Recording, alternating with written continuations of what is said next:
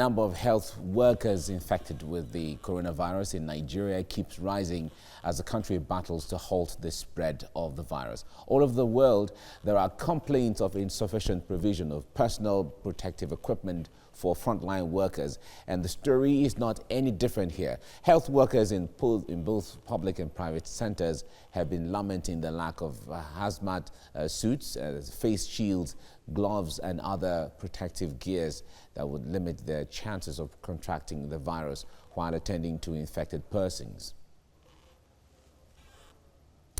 Joining me now is Tuyi Mebawondu, a public health specialist and CEO, Midway Health Limited. It's good to have you, Dr. Mebawondu, on the program. Now, I know we've been talking about this thing the past few months since coronavirus came, but make us understand, for a medical doctor, what are the first precautionary measures he's supposed to take when he's going to closely observe anyone, seeing that most of the symptoms for either coronavirus is like any other ailment, whether malaria or typhoid fever and all of that. Talk to us about this. Thank you.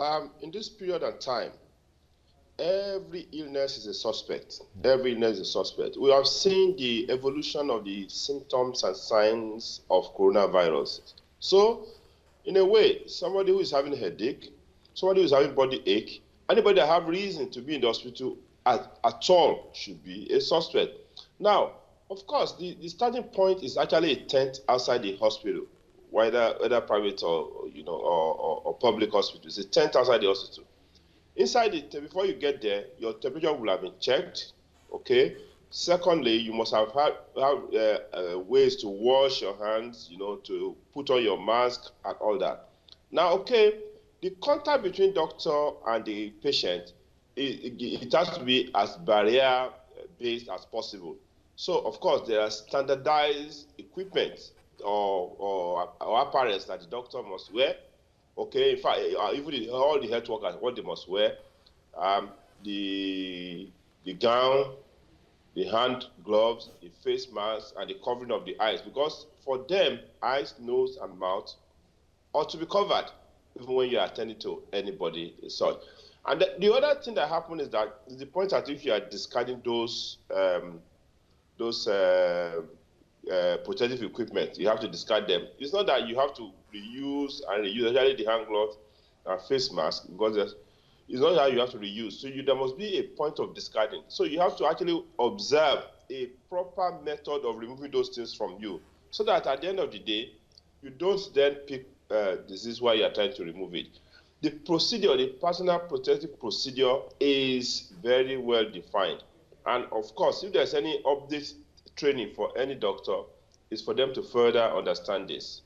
That is important.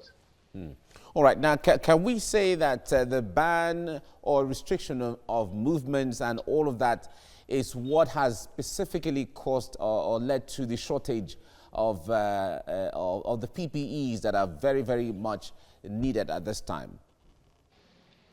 Again, I think that cannot be. You see, it is the preparation of the government and the purchase of those things that matter so much, availability. It's not the ban on movement, because let's face it, people still, move goods from different countries. And then besides, we ought to have raised the standard of trying to make at least usable PPE in our climate. Now, we tend to focus on saying that, okay, we want to achieve herd immunity, and as such, we need to get the vaccine, right? Now, let me tell you how important this kind of little thing you are discussing is. Supposing, at the end of the day, we couldn't get a vaccine, or the vaccine we got is not that functional. So what option do we have? We still have to come back and rely on these things we're talking about, because this is science. You can say that, well, we're waiting for a vaccine. At the end of the day, you will not get a vaccine that will be that effective, or a vaccine on time as you're looking for. What then do you do? We have to still maintain all these non-drug interventions, which include personal protective equipment, our face mask, social distancing, hand washing. We need to read that. For me, that is so key and the cheapest way for that a developing world like us can then, reduce the contagiousness of coronavirus. All right. Dr. Tuyi Mebawondu, thank you so much for your time on the program this morning. Thank you.